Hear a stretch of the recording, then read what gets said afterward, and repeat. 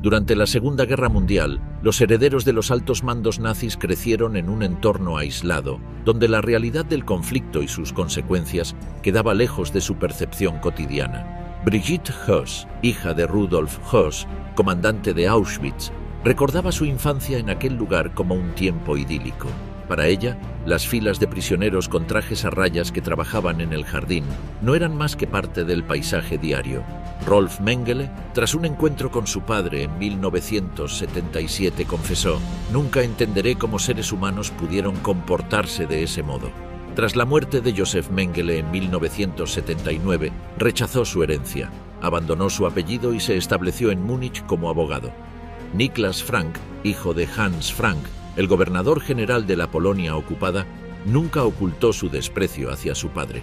En su libro Mi padre, un ajuste de cuentas, calificó a Hans como un criminal sin arrepentimiento, responsable de la muerte de millones.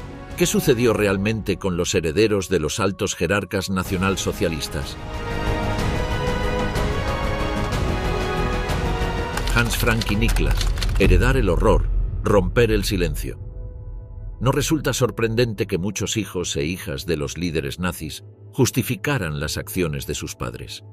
Criados en entornos protegidos y llenos de privilegios, disfrutaron de una infancia idílica en la Alemania nazi, donde eran tratados con cariño y respeto.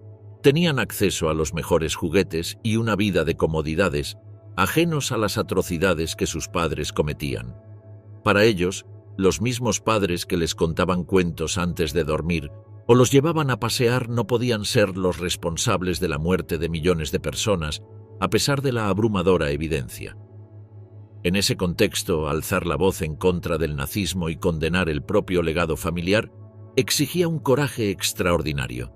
Niklas Frank fue uno de los pocos que lo hizo. Hijo menor de Hans Frank y Brigitte Herbst, nació el 9 de marzo de 1939 en Múnich. Con tan solo 8 meses, su padre fue designado gobernador general de la Polonia ocupada, donde implementó políticas de esclavización de ciudadanos polacos y la exterminación sistemática de judíos. Niklas pasó su infancia en Cracovia, desconociendo entonces la magnitud de las decisiones que definirían el oscuro legado de su familia. Obsesionado durante años con la ejecución de su padre, ahorcado el 16 de octubre de 1946, tras ser condenado por crímenes de guerra y crímenes contra la humanidad en los juicios de Nuremberg, Niklas Frank dedicó su vida a reconstruir el oscuro legado familiar. A diferencia de sus 4 hermanos, él fue el único que buscó respuestas a los recuerdos de infancia y a las conversaciones que alcanzaba a oír. Con el tiempo, su rechazo hacia el entorno en el que creció se volvió absoluto. Odiaba a ese hombre que, incluso muerto, seguía controlándome como una marioneta. Desde niño supe que pertenecía a una familia de criminales. Las declaraciones de Niklas Frank en su libro Mi padre, un ajuste de cuentas, generaron una tormenta de reacciones, especialmente dentro de su familia. Su hermano Michael respondió con furia en una carta publicada en el semanario Stern, mientras que sus otros hermanos negaron el pasado familiar. Solo Niklas y Norman asumieron la responsabilidad histórica de su legado. Sigrid, la mayor, emigró a Sudáfrica en 1966, donde defendió el apartheid. Brigitte se quitó la vida en 1981 y Michael murió a los 53 años, marcado por problemas de salud y tormentos personales. Una familia fracturada por la culpa, el silencio y el peso de un apellido imposible de redimir. Con los años, la vergüenza inicial de Niklas hacia su padre se convirtió en un odio profundo, alimentado por décadas de investigación sobre la vida de Hans Frank, el carnicero de Polonia. Convertido en un periodista respetado, Niklas no solo expuso en documentales los horrores del nazismo, sino que también afirmó que su padre merecía ser ejecutado, sintiendo alivio por su muerte. Cuestionó además su conversión final al catolicismo, convencido de que solo buscaba una absolución superficial. Aunque despreciaba a Hans Frank, reconoció haber heredado de él elocuencia, astucia y un sentido del humor mordaz. La publicación del libro desató críticas severas entre descendientes de otros líderes nazis. Klaus von Schirach y Martin Adolf Bormann condenaron su tono brutal, mientras Bormann, profesor de teología en ese momento, Lamentó no haber hablado con Niklas sobre sus experiencias familiares. Para muchos, cuestionar a sus padres resultaba inconcebible. Para otros, la obra de Niklas fue un ataque excesivo, tanto en su lenguaje como en su contenido. El costo personal fue alto. Sus hermanos cortaron todo contacto con él, al igual que amigos de la infancia incapaces de enfrentar una verdad tan incómoda. Niklas lamentó no haberla confrontado nunca por sus acciones durante la guerra. La describió como una mujer cínica y frívola, fascinada por el lujo de los abrigos de piel y de ser transportada en un Mercedes-Benz, escoltado por miembros de las SS. Según él, su madre acudía con frecuencia al mercado local, acompañada por un chofer de las SS, para comprar corsés elaborados por judíos polacos, quienes, debilitados por el hambre y la miseria, se veían obligados a vender sus productos a precios irrisorios. Durante la Segunda Guerra Mundial, los majestuosos salones del castillo de Wawel en Cracovia, símbolo de la identidad nacional polaca, se convirtieron en el dominio de Brigitte Frank. El ascenso de Brigitte comenzó con su matrimonio con Hans Frank, un abogado que ascendió rápidamente en las filas del partido nazi. En 1939, cuando Hitler nombró a su esposo gobernador general de Polonia, Brigitte vio la oportunidad de consolidar su estatus y satisfacer su insaciable gusto por la opulencia. La pareja se trasladó al castillo de Wawel, donde Brigitte redecoró las habitaciones con obras de arte y muebles saqueados. Su nuevo estilo de vida le valió el apodo de «la reina de Polonia» entre la élite nazi. Además, se le atribuye haber participado activamente en el expolio de propiedades judías, apropiándose de joyas, arte y otros objetos de valor, contribuyendo así a la eliminación sistemática de la cultura judía en los territorios ocupados. La influencia de Brigitte sobre Hans Frank no se limitó al ámbito doméstico. Ella lo alentó a aplicar políticas cada vez más severas en Polonia, asegurándose de que su gobierno mantuviera el favor de Hitler y otros altos mandos del régimen. Su ambición y su deseo de poder fueron factores que empujaron a Hans a endurecer su administración, profundizando las represalias contra el pueblo polaco. Sin embargo, tras la derrota alemana y la revelación de los crímenes nazis, Brigitte Frank negó cualquier conocimiento de los campos de concentración o las masacres perpetradas bajo el mando de su esposo. Durante los juicios de Nuremberg, donde Hans Frank fue acusado de crímenes de guerra y crímenes contra la humanidad, Brigitte intentó desesperadamente defenderlo, retratándolo como una víctima manipulada por Hitler. La ejecución de Hans marcó el inicio de la caída definitiva de Brigitte. Privada del poder y de los lujos a los que se había acostumbrado, pasó sus últimos años enfrentándose a las consecuencias de sus acciones. Despojada de su influencia, vivió en la pobreza en Múnich hasta su muerte en marzo de 1959. Silencio y odio. Los herederos de Rudolf Höss. Brigitte Höss, hija menor del infame comandante de Auschwitz, Rudolf Höss, vivió su infancia en los sombríos alrededores de los campos de concentración.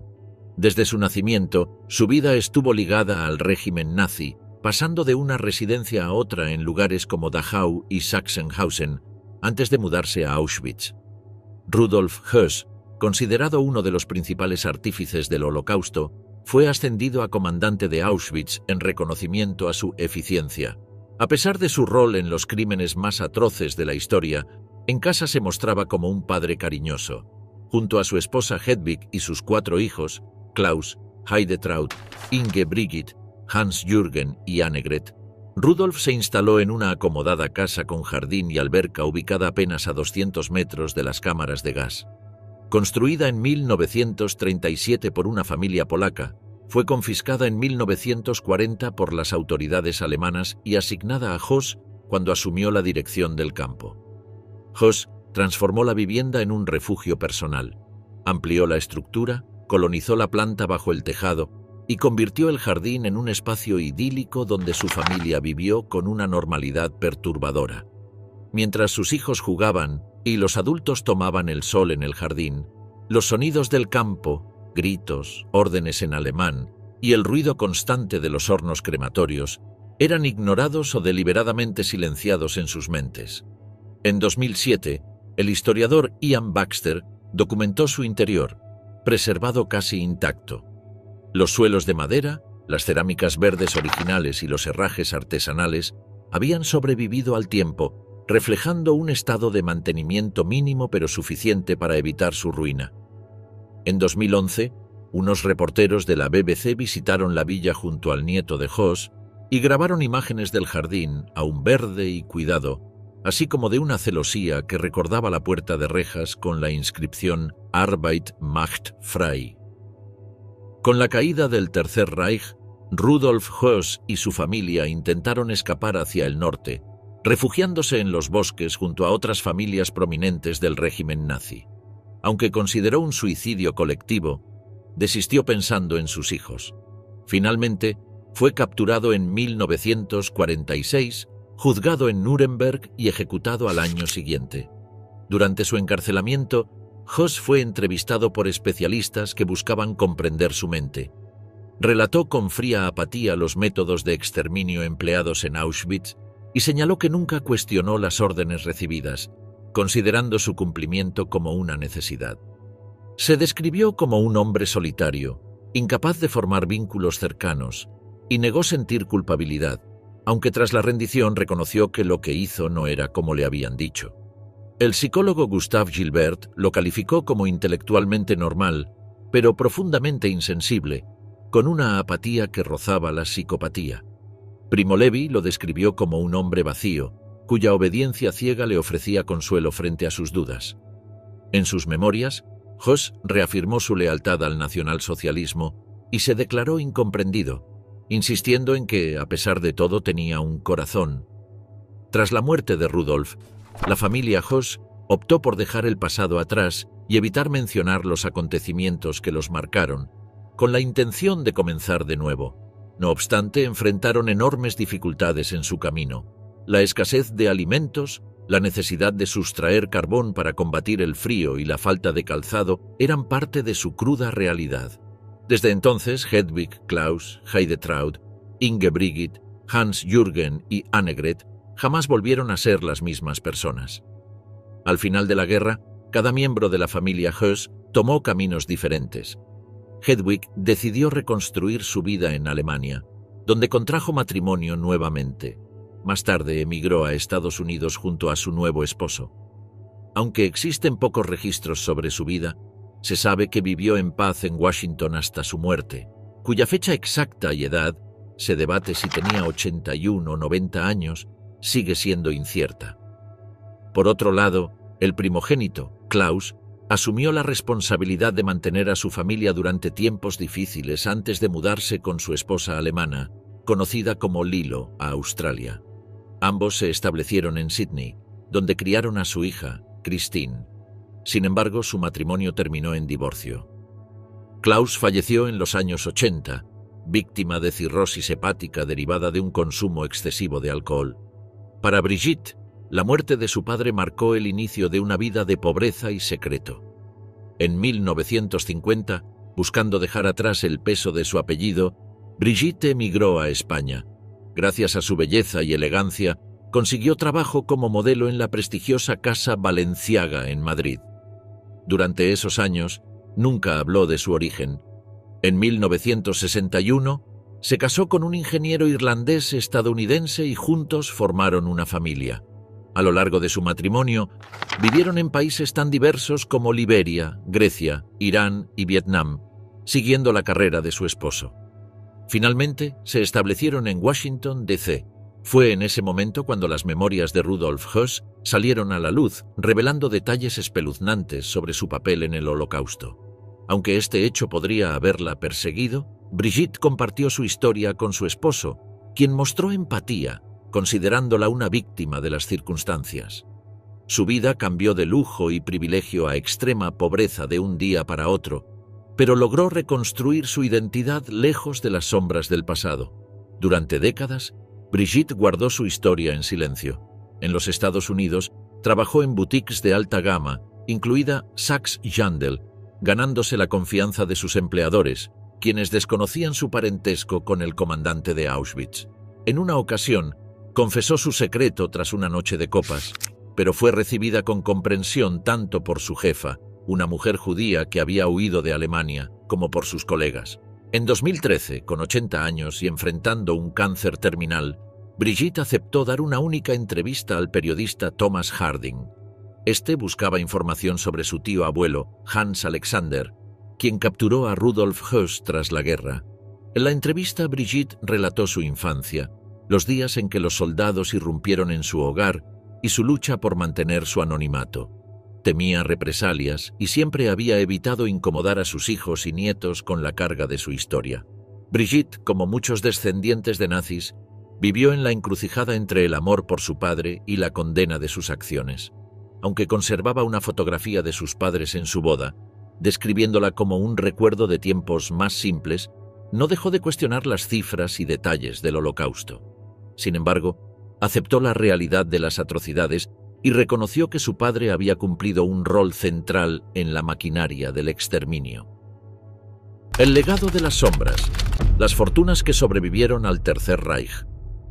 El dominio nazi se extendió durante 12 años, desde que Adolf Hitler asumió como canciller en 1933 hasta su derrota al finalizar la Segunda Guerra Mundial. Aunque varios de sus líderes principales fueron procesados y algunos ejecutados en los juicios de Nuremberg, numerosas fortunas alemanas que prosperaron al aliarse con el régimen lograron mantenerse intactas, hasta el punto de que algunas de estas familias siguen siendo de las más ricas del país.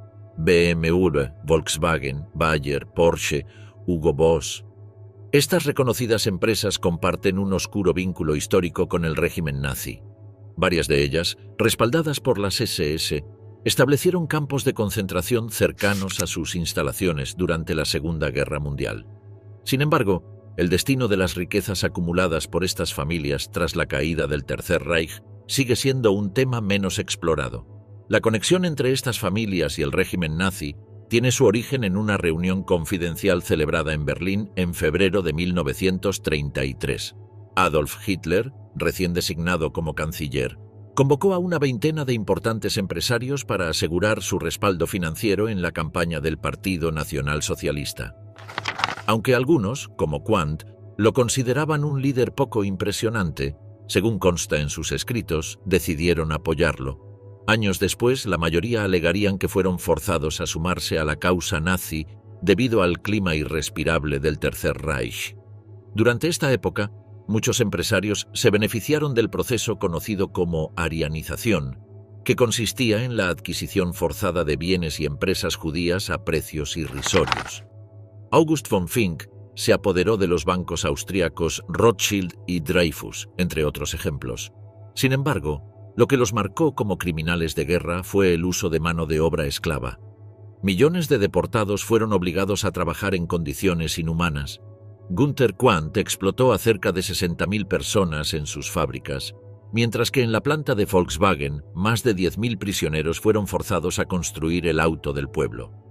Pese a estas atrocidades, y aunque tras la derrota militar se abrió un período de desnazificación en el país, solo uno de estos 5 grandes empresarios, Friedrich Flick, fue juzgado por el Tribunal de Nuremberg.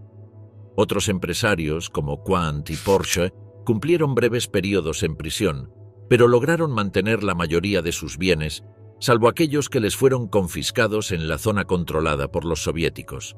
Friedrich Flick, por su parte, fue sentenciado por un tribunal estadounidense a 7 años de cárcel debido al uso de trabajo esclavo y al saqueo de una fábrica en Francia. En 1950, Flick quedó en libertad tras recibir una reducción de su pena por buena conducta. Tras la caída de Hitler, Friedrich Flick, el hombre más rico de Alemania en los años 30, estuvo a punto de perderlo todo. Sin embargo, no solo logró conservar sus propiedades, sino que para 1960 ya había recuperado su lugar como el más acaudalado del país, gracias a su control mayoritario de Daimler-Benz, fabricante de Mercedes. Cuando murió en 1972, seguía siendo una de las figuras más ricas del mundo, codeándose con nombres como Jean-Paul Gaultier o el rey de Arabia Saudí. Al igual que Flick, otras figuras como Herbert Quandt y Ferry Porsche lograron reestructurar sus negocios y consolidar sus legados. Fortunas ocultas. El legado nazi de los Quandt.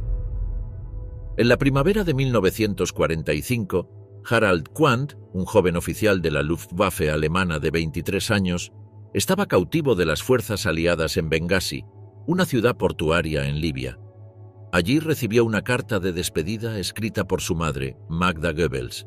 En el mensaje manuscrito se confirmaban las desgarradoras noticias que Harald había escuchado semanas antes.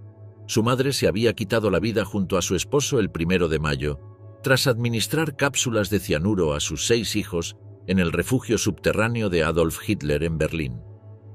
Querido hijo, hace ya 6 días que papá, tus 6 hermanos pequeños y yo nos encontramos en el Führerbunker para dar a nuestras vidas nacionalsocialistas el único fin digno posible, escribió.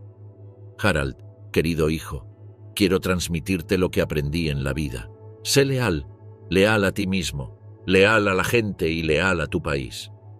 En 1918 falleció la primera esposa de Günther Quandt, dejándolo viudo con 2 hijos pequeños, Helmut y Herbert. En 1921 contrajo matrimonio con Magda Ritschl, con quien tuvo un único hijo, Harald, nacido al año siguiente. En 1927, Helmut murió debido a complicaciones derivadas de una apendicitis. Quandt y Magda se separaron en 1929 y 2 años más tarde ella contrajo matrimonio con Joseph Goebbels. En 1933, Günther Quandt se unió al partido nazi y convirtió sus fábricas en importantes proveedoras para la maquinaria bélica alemana. Según Joachim Scholtisek, profesor de historia en Bonn y autor de un estudio encargado por la familia sobre el rol de Quandt en el Tercer Reich, fue uno de los industriales más destacados del régimen nazi y de la Segunda Guerra Mundial. Harald, el hijo menor de Quandt, vivió con su madre, Goebbels, y sus 6 medios hermanos. En 1939, tras la invasión de Polonia, se unió al ejército alemán y un año después se ofreció como voluntario en la división de paracaidistas. En 1944, resultó herido en combate y fue capturado en Italia, siendo trasladado a un campo de prisioneros de guerra británico en Bengasi. Durante su cautiverio, recibió una carta de despedida de su madre y también un mensaje de su padrastro, quien le escribió: «Es probable que seas el único capaz de mantener viva la tradición de nuestra familia». Quandt recuperó su libertad en 1947. 7 años después, junto a su medio hermano Herbert, pues Harald era el único hijo sobreviviente del primer matrimonio de Magda Goebbels, heredó el vasto imperio industrial que había creado su padre, Günther Quandt. Günther Quandt falleció en 1954 mientras estaba de vacaciones en El Cairo. Su imperio empresarial fue heredado por sus 2 hijos sobrevivientes, Harald y Herbert. Entre los activos más valiosos que recibieron destacaba una participación del 14% en Daimler, de la cual poseían 4/5 partes, según la biografía. Ricardo Eichmann, del pasado enterrado a la justicia global. Adolf Eichmann, figura clave en la implementación del Holocausto, nació en 1906 en Solingen. Reconocido por su precisión y habilidades organizativas, ascendió rápidamente en las filas de las SS. Al estallar la Segunda Guerra Mundial, ya ocupaba un cargo destacado, encargado de coordinar la logística de las deportaciones masivas hacia los campos de exterminio. Aunque raramente visitaba los campos en persona, fue el arquitecto detrás de la compleja maquinaria burocrática que permitió la muerte sistemática de millones de judíos europeos, siguiendo las directrices establecidas en la Conferencia de Wannsee de 1942. En 1944, cuando las tropas alemanas ocuparon Hungría, Eichmann se trasladó allí para acelerar la implementación de la solución final. Sin embargo, ante el avance soviético que cercaba Budapest a finales de ese año, huyó hacia Berlín. Allí dedicó sus últimos esfuerzos a destruir evidencia que pudiera incriminarlo. Tras la derrota de Alemania en mayo de 1945, fue capturado brevemente por las fuerzas estadounidenses. No obstante, utilizando la identidad falsa de Otto Eckmann, consiguió escapar. Consciente de que los juicios de Nuremberg y las declaraciones de testigos como Rudolf Höss, el comandante de Auschwitz, podrían sellar su destino, Eichmann comprendió que debía desaparecer por completo para evitar ser llevado ante la justicia. En 1948, Adolf Eichmann utilizando el nombre falso de Ricardo Clement, logró obtener documentación falsificada gracias a una red de apoyo liderada por el obispo Alois Udall. Aprovechando la llamada Ruta de los Monasterios, escapó hacia Italia, desde donde partió hacia Argentina. Allí se estableció en el barrio suburbano de Olivos, en Buenos Aires, donde adoptó una vida de aparente normalidad. Consiguió un empleo en la planta de Mercedes-Benz, ascendiendo con el tiempo hasta convertirse en jefe de departamento. Su familia lo alcanzó poco después. Su esposa y sus 3 hijos mayores, Klaus, Nicolás y Horst Adolf, se reunieron con él en Argentina. En 1955 nació su 4.º hijo, Ricardo, quien creció sin saber nada del oscuro pasado de su padre. Eichmann se esforzó por mantener un perfil bajo, consciente de que su implicación en el Holocausto lo convertía en un objetivo para el Mossad, la agencia de inteligencia israelí. Sin embargo, su anonimato no duró para siempre. En 1960, durante la Operación Garibaldi, agentes del Mossad lograron localizarlo en Buenos Aires. Tras secuestrarlo, lo trasladaron en secreto a Jerusalén, donde fue sometido a un juicio histórico por crímenes contra la humanidad. Para entonces, Ricardo Clement no era más que una fachada desmoronada. El juicio terminó con una condena a muerte y sus cenizas fueron esparcidas en el mar Mediterráneo. El pequeño Ricardo, de tan solo 5 años en ese momento, no entendió la ausencia de su padre ni recibió explicación alguna sobre su destino. Años más tarde, al descubrir la verdad, tuvo que enfrentar el peso de un legado lleno de horror.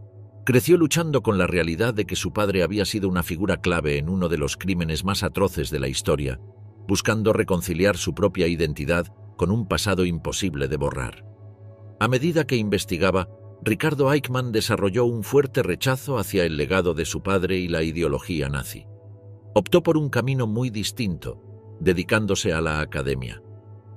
En la década de 1970, estudió prehistoria, arqueología clásica y egiptología en la Universidad de Heidelberg, especializándose en esta última disciplina. Participó en importantes excavaciones en Egipto, un país no muy alejado del lugar donde su padre había sido ejecutado. Desde 1996 hasta 2020, fue director del Departamento de Oriente del Instituto Arqueológico Alemán en Berlín, consolidándose como un académico respetado en su campo. En 1995, Ricardo accedió a una entrevista con Zvi Aharoni, el agente del Mossad que capturó a su padre. Aunque los detalles de su conversación nunca se revelaron, Ricardo admitió posteriormente que aquella experiencia fue profundamente reveladora. Con pocas declaraciones públicas a lo largo de los años, Ricardo Eichmann ha rechazado rotundamente las creencias de su padre y ha preferido que su vida sea definida por su trabajo académico, no por el legado que dejó Adolf Eichmann. La historia de los Eichmann en Argentina no terminó con Ricardo. Adolf Horst, el segundo hijo, tuvo una relación con Carmen Beatriz Bretín Lindemann, una joven misionera conocida como la Gringa. Juntos vivieron en Buenos Aires y tuvieron una hija, Verónica Eichmann, quien actualmente reside en Misiones. Carmen Lindemann, empresaria textil y figura local, reivindicó en entrevistas la visión alemana del Holocausto y se refirió a Adolf Eichmann como el abuelo, negando las cifras del genocidio judío y defendiendo posturas negacionistas. La figura de Adolf Eichmann dejó una marca imborrable en la historia mundial y en la vida de sus descendientes. Mientras Klaus y Horst Adolf perpetuaron el legado ideológico de su padre, Ricardo rompió con ese pasado. Ricardo Eichmann nunca compartió su angustia con sus hermanos y mantuvo comunicación únicamente con uno de ellos. Cuando le preguntaron sobre lo que sus hermanos pensaban de él al hablar abiertamente del pasado familiar, respondió: «Si usted quiere saber lo que piensan, es mejor que vaya y se lo pregunte a ellos». Su distanciamiento resultaba evidente y al observar una fotografía de su hermano mayor, Horst, vistiendo un uniforme de las SS en su juventud, las razones quedaron más claras. Durante su adolescencia, Ricardo envidiaba a otros niños cuyos padres habían muerto en accidentes o por enfermedad. Para él, al menos esos niños sabían la verdad sobre sus familias. A los 13 o 14 años, recordó el momento en que abrió una revista y se encontró con una imagen impactante: la soga que colgó a su padre tras el juicio en Israel. Fue en ese instante cuando tomó plena conciencia de quién había sido realmente Adolf Eichmann y del peso que llevaría por el resto de su vida. Rolf Mengele, el peso de un nombre. En junio de 1985, el jefe de la policía forense de Brasil, Romão Tuma, confirmó un descubrimiento impactante. Los restos humanos hallados en una playa en 1979 pertenecían a Josef Mengele, el infame Ángel de la Muerte. Este médico nazi, responsable de atroces crímenes en Auschwitz, había logrado evadir la justicia durante décadas, refugiándose en Sudamérica en un intento de borrar su oscuro pasado. Mengele, quien fungió como médico jefe en el campo de exterminio, se obsesionó con la idea de la higiene racial, un concepto que usaba para justificar sus sádicos experimentos. Creía que su trabajo ayudaría a demostrar la supuesta superioridad de la raza aria. Los gemelos, en particular, se convirtieron en sus principales sujetos de estudio, a quienes trataba con la indiferencia que se tendría hacia ratas de laboratorio. Sus experimentos incluyeron cirugías sin anestesia, amputaciones de miembros sanos, inyecciones de enfermedades mortales y la infección deliberada de heridas. Todo ello con el fin de estudiar la respuesta de los cuerpos humanos inferiores al dolor y al sufrimiento extremo. Josef Mengele logró escapar de Auschwitz solo 10 días antes de su liberación por el Ejército Rojo. Comenzó una desesperada huida hacia el oeste y, aunque fue capturado poco después, su identidad permaneció oculta. Presentándose bajo el nombre falso de Josef Memling y sin el característico tatuaje de grupo sanguíneo de las SS, logró pasar desapercibido. Fue liberado como un simple médico y retomó su camino hacia la clandestinidad. Inicialmente, Mengele se unió a una unidad alemana que avanzaba hacia Baviera, en la zona bajo control estadounidense. Fue capturado nuevamente y enviado al campo de prisioneros de Schauenstein, cerca de Nuremberg, donde se reencontró con el Dr. Keiler, un antiguo colega. Tras su liberación, viajó de regreso a Auschwitz para recuperar sus notas de campo, documentos que consideraba vitales para su legado pseudocientífico. Desde allí cruzó la frontera hacia Italia y llegó a Génova en 1949. Allí, bajo el nombre de Helmut Gregor, obtuvo un pasaporte emitido por la Cruz Roja y zarpó hacia Argentina. En julio de 1949, Mengele llegó a Buenos Aires y se instaló en el suburbio de Vicente López. Inició una vida aparentemente normal, trabajando como carpintero y más tarde como vendedor de equipos agrícolas. Inicialmente confiado en que la atención mundial hacia los crímenes nazis había disminuido, vivió bajo su verdadero nombre durante un tiempo. Sin embargo, en 1958 fue interrogado por las autoridades argentinas bajo sospecha de practicar medicina sin licencia tras la muerte de una joven en un aborto. Aunque no se presentaron cargos, el incidente lo alertó sobre el peligro de ser descubierto. En busca de mayor seguridad, Mengele se trasladó a Paraguay en 1959, donde obtuvo la ciudadanía bajo el nombre de José Mengele. Más tarde se asentó en Brasil, pero antes realizó un viaje significativo a Europa. Con un pasaporte emitido por las autoridades argentinas, viajó a Suiza para encontrarse con su hijo, Rolf, quien no sabía que ese hombre era su verdadero padre. Presentado como el tío Fritz, Mengele compartió unas vacaciones familiares con Rolf, incluyendo una excursión de esquí. El joven disfrutó del tiempo juntos, completamente ajeno a que estaba en compañía de uno de los mayores criminales de guerra de la historia. Rolf no volvió a encontrarse con su padre hasta 21 años después, en 1977. El contacto inicial fue a través del abogado de Josef Mengele, Hans Sedlmayr, quien localizó a Rolf en Alemania. Sedlmayr organizó primero una reunión entre Rolf y su primo Karl-Heinz, quien había convivido con Mengele durante varios años en Argentina. Antes del encuentro, Sedlmayr quiso preparar a Rolf, explicándole que la generación de su padre, marcada por la experiencia directa de la guerra, tenía una perspectiva muy diferente sobre el Tercer Reich en comparación con las nuevas generaciones de alemanes, quienes solo lo conocían a través de los libros de historia. Además, Sedlmayr tenía un motivo práctico. Necesitaba que Rolf le enviara dinero a su cliente, algo que consideraban esencial para mantenerlo a salvo. Los Sedlmayr, siempre leales a Josef Mengele, actuaban como sus principales defensores.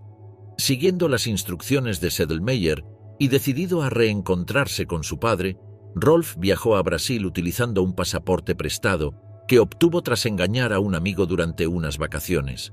Nada podía detenerlo en su empeño de ver a Joseph una vez más, aunque su percepción sobre él había cambiado profundamente.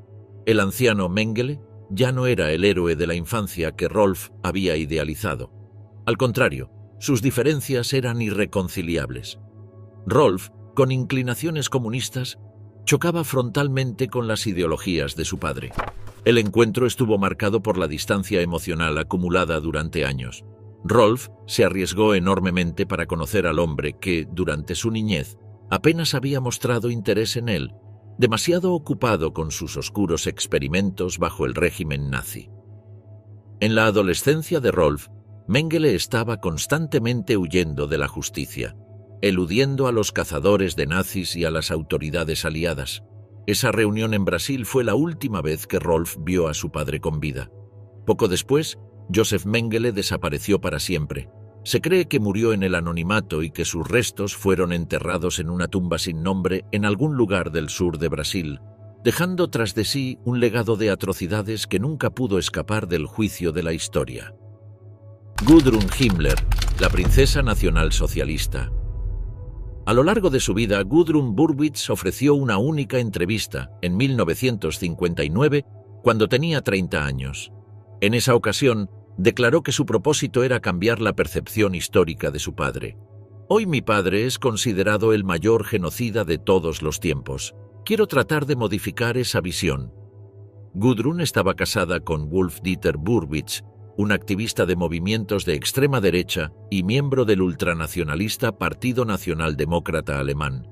Gudrun dedicó su existencia a exaltar la figura de su progenitor y a cuestionar los horrores documentados de los campos de concentración. En sus memorias, mencionaba los jardines donde los prisioneros cultivaban vegetales o las pinturas de paisajes realizadas por algunos detenidos.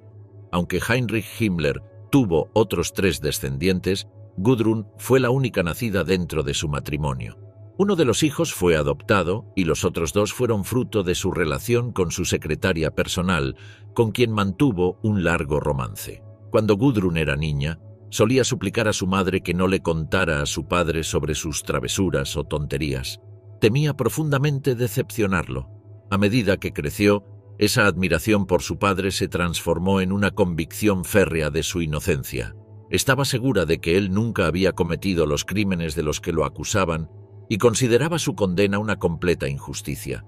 Durante años, soñó con escribir un libro que rehabilitara su nombre, pero nunca con la intención de defenderlo, ya que para ella eso implicaría aceptar su culpabilidad. Gudrun siempre creyó que algún día su padre sería mencionado como se habla de figuras históricas como Napoleón, Wellington o Moltke. Esa esperanza se convirtió en la guía de su vida. La historia, sin embargo, lo condenó para siempre. Los miércoles por la tarde su padre la llevaba consigo en sus recorridos de inspección. Uno de esos lugares era Dachau, el primer campo de concentración de Alemania, inaugurado en marzo de 1933 y ubicado a pocos kilómetros de Múnich. Él mismo había supervisado su creación. Los que llevan un triángulo rojo son prisioneros políticos. Los del triángulo negro son criminales comunes, le explicaba. Para la niña todos lucían iguales, desaliñados, con ropa gastada y rostros sin afeitar. No obstante, lo que más le llamaba la atención no eran los hombres encerrados, sino la huerta y el invernadero del lugar. Mi padre me habló de la importancia de las plantas que cultivaban allí. Incluso me permitió arrancar algunas hojas, recordó años después. Ella tenía 12 años durante aquella visita macabra. La huerta le trajo recuerdos de su infancia en la granja, donde solía ayudar a su madre a cuidar el jardín. Gudrun observaba el ascenso de su padre con admiración y orgullo. En agosto de 1943, dejó constancia de su entusiasmo en su diario. «Papito es ministro del Interior del Reich. Estoy loca de alegría». Para ella, su padre era un hombre importante y prestigioso, digno de admiración. Mientras tanto, Himmler, en su rol dentro del régimen, mostraba una frialdad impactante. En julio de 1942, durante un viaje hacia Auschwitz para supervisar la implementación de la solución final con el uso masivo del gas Zyklon B, escribió a su esposa con total indiferencia: «Parto hacia Auschwitz. Un beso, tu Heini». Sus cartas, carentes de cualquier emoción o detalle sobre sus actividades, nunca mencionaban las atrocidades que presenciaba o dirigía. Se limitaba a expresar lo agotador de sus tareas y el peso de su trabajo, sin dejar entrever el horror que ocultaba tras esas palabras simples y cotidianas. Años después, Himmler justificó sus crímenes con una frialdad aterradora. «No sentí que tuviera el derecho de permitir que las mujeres y los niños judíos sobrevivieran, pues esos niños crecerían como vengadores y matarían a nuestros hijos y nietos. Eso me habría parecido una cobardía». Por lo tanto, la decisión fue clara. Sin embargo, esta no es solo la historia de Gudrun, la hija del Reichsführer SS Heinrich Himmler, líder absoluto y fanático del aparato represivo del Tercer Reich. En su infancia, quienes conocieron a Heinrich decían que ni siquiera era capaz de aplastar una mosca. Al convertirse en adulto, ese mismo hombre tímido se transformó en el principal arquitecto de la Gestapo y las SS, desempeñando un rol central en la creación del sistema de campos de concentración y en el exterminio de los judíos de Europa. En 1927, durante un viaje en tren de Múnich a Berchtesgaden, cerca de la frontera con Austria, Heinrich Himmler conoció a Margarete Siegroth-Boden, quien más tarde se convertiría en la madre de su hija Gudrun. Margarete, conocida como Marga, era una enfermera divorciada, alta, rubia, de ojos azules y protestante, encarnando el ideal de la mujer aria promovido por el régimen. Himmler, por otro lado, tenía 27 años, era físicamente frágil, miope y poseía un mentón débil, lo que lo alejaba por completo del prototipo ario que tanto exaltaba. Su apariencia lo llenaba de inseguridades, y su débil constitución física le impedía participar en deportes o disfrutar de grandes banquetes. Este soldado frustrado encontró refugio en la disciplina y el uniforme, que le proporcionaron un sentido de orden y control. Defensor de la abstinencia sexual, Himmler tuvo pocas relaciones con mujeres en su juventud y experimentó su primera intimidad a los 28 años. Para conquistar a Margarete, Himmler le ofreció libros sobre masonería y teorías de conspiración judía, temas que resonaban con las tensiones de una Alemania devastada por la crisis económica y el antisemitismo latente. Marga, influenciada por estas ideas, no dudó en compartir opiniones discriminatorias.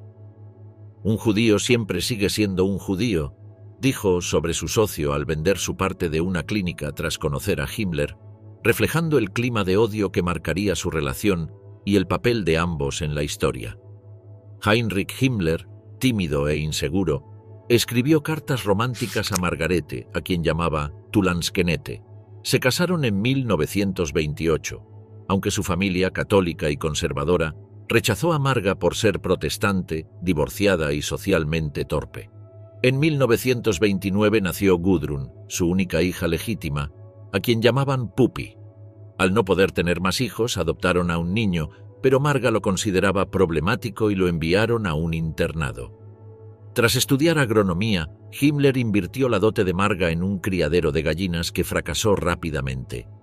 Margarete, aislada y deprimida, quedó a cargo de la granja mientras Himmler se distanciaba, ocupado con sus tareas en el partido nazi. En 1933 vendieron la granja y se mudaron a Múnich. Allí, Himmler ascendió rápidamente, convirtiéndose en jefe de la policía alemana en 1936 y desarrollando una obsesión por la pureza racial. La familia se trasladó luego a Tegernsee, pero las responsabilidades de Himmler lo mantenían alejado casi todo el tiempo, lo que agravó las tensiones con Marga. Mientras tanto, Gudrun se convirtió en la niña modelo de la familia, adorada por sus padres. Heinrich Himmler comenzó a interesarse más por la sexualidad y su rol en la sociedad, mientras lidiaba con su incapacidad de tener más hijos con Margarete, a quien no culpaba por la situación. Desarrolló la idea de que la monogamia era una creación de la Iglesia católica que debía ser abolida. Según sus argumentos, basados en la prehistoria germánica, un hombre noble podía tomar una segunda esposa si esto garantizaba más hijos. Esta filosofía también influyó en las políticas de las SS, permitiendo a sus oficiales divorciarse o vivir con segundas esposas. En línea con esta visión, Himmler apoyó la creación de los Lebensborn en 1936, centros donde mujeres arias podían tener hijos fuera del matrimonio en secreto para aumentar la natalidad. También organizaba encuentros entre adolescentes para fomentar relaciones heterosexuales y evitar la homosexualidad. En un discurso de 1937, propuso que los jóvenes participaran en bailes para despertar sentimientos románticos tempranos. En 1940, Himmler se separó de Margarete, aunque nunca se divorció por respeto hacia la madre de Gudrun, a quien adoraba profundamente. A pesar de sus crecientes responsabilidades políticas, trataba de mantenerse cercano a su hija, a la que llamaba Pupi. En muchas fotos de su infancia, Gudrun aparece sonriente junto a su padre, con su cabello rubio trenzado, vestida con trajes bávaros tradicionales, proyectando la imagen de una niña perfecta según los ideales del Reich. Himmler, a pesar de su brutalidad pública, intentaba ser un padre presente y afectuoso en la vida de su única hija legítima. Heinrich Himmler se esforzaba por mantenerse conectado con su hija Gudrun, incluso en medio de su ajetreada vida política. Le contaba sus actividades diarias, le enviaba fotografías y aprovechaba cualquier oportunidad para pasar tiempo con ella. Sus agendas personales revelan llamadas casi diarias con su esposa y su hija, y estaban llenas de anotaciones como «jugué con los niños» o «conversación con Pupi». Sin embargo, las malas notas de Gudrun lo irritaban profundamente, ya que para él la obediencia, la limpieza y el rendimiento escolar eran pilares fundamentales en la crianza. Desde pequeña, Marga también registró en un diario aspectos positivos de la conducta de Gudrun, pero no ocultaba las dificultades para lograr que obedeciera. Cuando Himmler la visitaba, solían cazar juntos o dar largos paseos por el bosque, fomentando un vínculo cercano y afectuoso. El Führer, Adolf Hitler, también tuvo un papel importante en la infancia de Gudrun.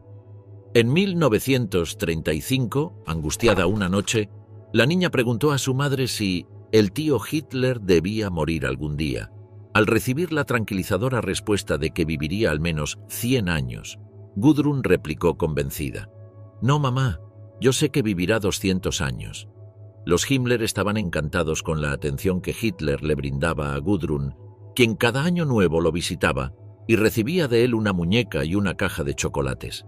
Marga, orgullosa, escribió en su diario el 3 de mayo de 1938: «Vino el Führer. Pupi estaba muy entusiasmada. Fue maravilloso compartir la mesa con él, entre amigos». Gudrun, conocida como Pupi, pasó gran parte de la guerra sola, al cuidado de su tía Lydia Boden, mientras su madre trabajaba como enfermera para la Cruz Roja en Berlín. En sus viajes a territorios ocupados como Polonia, Marga no ocultaba sus prejuicios, describiendo a los judíos y polacos en términos despectivos. Por su parte, Gudrun vivía en Gmund, lejos del caos de la guerra, asistiendo a la escuela y esperando ansiosamente las esporádicas visitas de su padre. La niña sufría dolores de estómago y nerviosismo, mientras que sus calificaciones escolares empeoraban. Aunque Himmler quería que su hija comprendiera la situación del conflicto, Gudrun aún no estaba preparada para asimilarlo. Sin embargo, su madre anotó en su diario que la niña captaba más de lo que debería. Durante la guerra, Gudrun vivió en una constante espera, temiendo por la seguridad de su padre y siguiendo con atención el desarrollo de los acontecimientos. En julio de 1944, Gudrun comenzó a comprender que la derrota era inevitable. Al enterarse del desembarco en Normandía y la llegada de los rusos a las fronteras, intentó convencerse a sí misma. Todos creen firmemente en la victoria, especialmente papá, así que como su hija estoy obligada a creer también. Sería impensable perder. Sin embargo, ese mismo mes, Himmler ordenó a los prisioneros de Dachau construir un búnker antiaéreo en el jardín de su casa, señal de que el fin estaba cerca. Gudrun vivía aislada, con pocos compañeros de juego y una madre cada vez más irritable. Las tensiones familiares se intensificaron cuando los primos de Gudrun, hijos de Gebhard Himmler, se mudaron a la casa en Gmund. Margarete apenas toleraba a los demás, lo que complicó aún más las relaciones de Gudrun. Durante toda la guerra, Gudrun vio a su padre entre 15 y 20 veces, siempre en visitas breves de 3 o 4 días.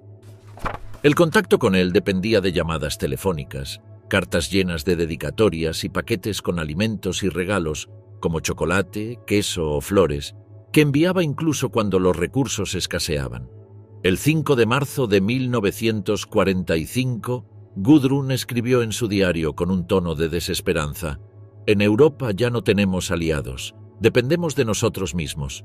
Entre nosotros hay tanta traición». Criticó a Göring y Goebbels, mientras lamentaba que su padre, quien siempre permanecía en segundo plano, no recibiera el reconocimiento que merecía. Gudrun vio a Himmler por última vez en noviembre de 1944, durante una breve visita de 2 días en Gmund. Su última llamada con él fue en marzo de 1945 y su última carta llegó en abril. En sus conversaciones hablaban de temas cotidianos o de la salud de Himmler, quien sufría constantes dolores estomacales. En su última despedida, él le dijo que esperaba regresar para Navidad, aunque no podía asegurarlo. En abril de 1945, con las tropas estadounidenses acercándose, Margarete y Gudrun abandonaron Gmund y se dirigieron al sur. Dejaron atrás el búnker construido en el jardín de la casa, un vestigio silencioso de la guerra que se acercaba a su trágico final.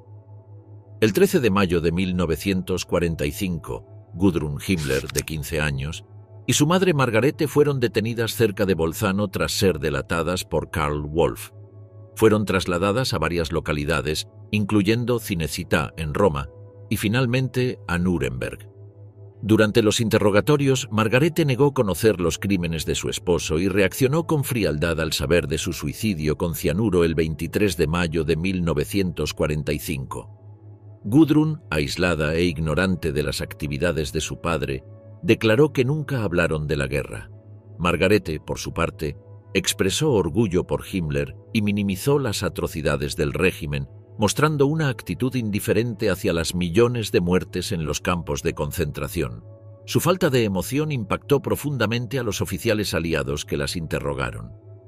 En agosto de 1945, Gudrun Himmler se enteró accidentalmente del suicidio de su padre durante una entrevista con su madre. La noticia la afectó profundamente, enfermándola con fiebre alta y delirios durante semanas. Convencida de que los aliados lo habían asesinado, se negó a aceptar la realidad. Los británicos, viendo pocas opciones para protegerla y sin saber qué hacer con ella, le dieron temporalmente el apellido Schmidt. Gudrun y su madre permanecieron detenidas en el campo 77 en Ludwigsburg hasta 1946. Margarete temía salir debido al riesgo de represalias y la falta de recursos. Finalmente, fueron acogidas por el pastor Bodelschwingh en un convento, donde Gudrun mantuvo su distancia con la comunidad religiosa, afirmando su deseo de seguir siendo católica como su padre. En 1952, ambas dejaron el convento. Consciente del peso de su apellido, Gudrun enfrentó múltiples rechazos, como en 1947, cuando una escuela de artes aplicadas se negó a aceptarla. Sin embargo, logró inscribirse más tarde gracias a la intervención de un político socialdemócrata. Decidió formarse como costurera y se mudó a Múnich, alejándose de su madre. A los 21 años intentó contactar a sus medios hermanos, hijos de la relación de Himmler con Hedwig Potthast, pero no tuvo éxito. Hedwig, tras la guerra, se retiró a Baden-Baden, donde vivió discretamente. Poco se sabe de la vida de sus hijos, quienes crecieron lejos del alcance de Gudrun. Gudrun Himmler enfrentó rechazo constante debido a su apellido. Fue despedida de trabajos y viviendas, pero se negó a renunciar al nombre de su padre, a quien defendió toda su vida. En 1955, participó en eventos fascistas y convirtió su apartamento en un museo dedicado a Heinrich Himmler, coleccionando objetos en su honor. A pesar de las pruebas sobre los crímenes de su padre, nunca aceptó su culpabilidad y mantuvo la esperanza de que algún día se lo exculpara. En 1951, Gudrun se unió a la asociación Stille Hilfe, que ofrecía apoyo legal y logístico a criminales nazis. La organización ayudó a figuras como Josef Mengele y Adolf Eichmann a escapar a América Latina. También contribuyó a fundar la Wiking-Jugend, inspirada en las juventudes hitlerianas, prohibida en 1994. Gudrun vivió atrapada entre el amor filial y la negación del papel de su padre en las atrocidades del Tercer Reich, convencida de que era víctima de una injusticia al igual que él. Gudrun Himmler dedicó su vida a apoyar a antiguos nazis y a defender los ideales del Tercer Reich. Como miembro activa de Stille Hilfe, ayudó a figuras como Anton Malot, el cruel guardián del campo de concentración de Theresienstadt, proporcionándole refugio en una lujosa casa de retiro financiada parcialmente por fondos públicos alemanes. Gudrun lo visitó regularmente hasta su muerte en 2002, lo que le valió críticas públicas. Retirada del mundo, Gudrun continuó defendiendo a exnazis, apoyando movimientos de extrema derecha como el Partido Nacionaldemócrata de Alemania, NPD, y participando en homenajes neonazis. En los años 60 se casó con Wolf-Dieter Burwitz, un escritor y simpatizante nazi, con quien formó una familia en Múnich. La sobrina nieta de Gudrun, Katrin Himmler, tomó un camino opuesto. Casada con un descendiente de una familia judía, escribió el libro Los hermanos Himmler, donde reflexionó sobre el legado familiar y las atrocidades del nazismo, dejando claro que el peso de la culpa puede atravesar generaciones, aunque Gudrun nunca mostró remordimiento ni intención de romper con la sombra de su padre. Edda Göring, entre el privilegio y la ruina. Edda Göring, conocida como la princesa del Tercer Reich, nació el 2 de junio de 1938 en un ambiente de lujo y propaganda. Ese día, las campanas repicaron en todo el Reich. Se recibieron más de 628.000 telegramas de felicitación y los noticieros alemanes anunciaron su nacimiento como una gran noticia. La sublime señora, Emmy Göring, había dado a luz a una niña en la clínica West Sanatorium de Berlín. Hitler, quien fue su padrino de bautizo, mostraba especial afecto por la pequeña y solía recibirla con los brazos abiertos cuando Edda daba sus primeros pasos hacia él. Tras el final de la Segunda Guerra Mundial, Edda mantuvo vínculos con círculos nostálgicos del nazismo. Durante décadas, fue invitada habitual a reuniones en Bayreuth, en la casa de los descendientes de Wagner, famosos por su afinidad con el Tercer Reich. A pesar del paso del tiempo, su casa en el distrito de Lehel, en Múnich, siguió siendo un punto de referencia para la alta sociedad alemana. Edda logró evitar la publicidad y las cámaras de los medios, aunque su nombre volvió a los titulares al acudir a los tribunales para reclamar la fortuna de su padre. Con motivo del 70º aniversario del final de la Segunda Guerra Mundial, Edda presentó una solicitud legal a las autoridades bávaras para exigir una compensación por la herencia de Hermann Göring, que nunca llegó a sus manos debido a la intervención de los tribunales de Nuremberg. En su petición afirmaba: «Se trata de una compensación por la expropiación de mi herencia en 1948, los bienes que habían pertenecido a mi padre que fueron expropiados a título póstumo». Añadió que buscaba una suma modesta que le permitiera vivir dignamente. No era la primera vez que Edda reclamaba parte del legado de su padre. En su bautizo había recibido regalos personales que consideraba de su propiedad, como el cuadro La Virgen con el niño de Lucas Cranach el Viejo, que fue sustraído del Museo Wallraf Richards y obsequiado a su familia por el Ayuntamiento de Colonia. Aunque pleiteó durante años por este cuadro, en 1968 el Tribunal Federal de Alemania dictaminó que su adquisición había sido inmoral. La casita de juegos que le regalaron miles de oficiales de la Luftwaffe, construida en los bosques de Karinhall, y otros objetos de lujo tampoco volvieron a sus manos. La fortuna de Hermann Göring era monumental. Cerca de 1.400 cuadros, 250 esculturas, 168 tapices antiguos, 60 alfombras persas y francesas y miles de libros y manuscritos raros. Su colección de arte, organizada con la ayuda de agentes distribuidos por toda Europa, incluía piezas de gran valor, muchas obtenidas mediante saqueos. Uno de sus principales colaboradores fue Hildebrand Gurlitt, padre de Cornelius Gurlitt, quien décadas después sería descubierto con un tesoro de más de 1.400 obras de arte robadas. En 1954, Edda logró recuperar algunas joyas familiares mediante argumentos similares a los que presentó en esta ocasión. Ahora, a pesar de su avanzada edad, sigue conservando su porte aristocrático y acudiendo a los tribunales con elegancia, evocando a la niña que en su infancia se sentaba en las rodillas de Hitler. Sin embargo, el Parlamento bávaro rechazó por unanimidad su última solicitud, siguiendo las recomendaciones del Ministerio de Finanzas Regional. Según el periodista Wolfgang Wittel, las razones detrás de esta nueva reclamación son inciertas. Tal vez sea la nostalgia por el lujo perdido o presiones de quienes podrían heredar de ella. Lo que es evidente es que Eda Göring, a lo largo de su vida, no ha abandonado la lucha por recuperar el legado material y simbólico de su padre, aunque sus intentos siguen siendo infructuosos.